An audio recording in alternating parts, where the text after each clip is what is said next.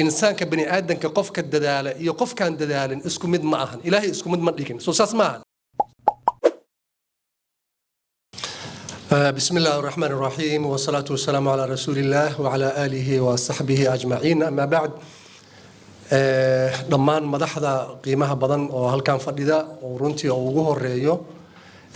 wasiirka wasaaradda shaqada iyo arrimaha bulshada wasiir Yuusuf Maxamed Aadan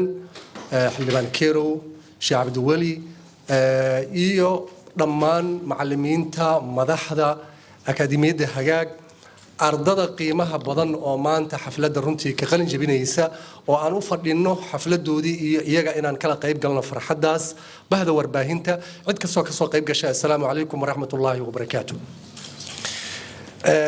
salaan kadib waxaan qiyaasayaa warka dhammaantiis waxaa dhahay dadkii hore laakiin halka eray oo ugu muhiimsan waa hambalyo soo eraygaas maahan macnaha soo maanta waxaan u hambalyaynaynaa xaqiiqatan dhalinyaradii ka baxday dhammaysay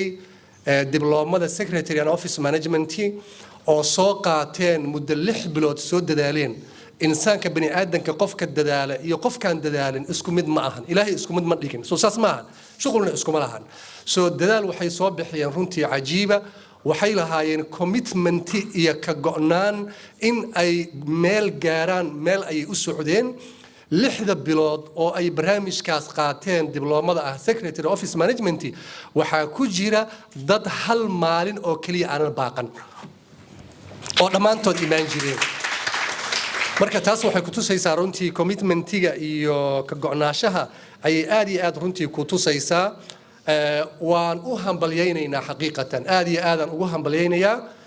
in ay meeshaas ay soo gaaraan ama intaas ay sameeyaan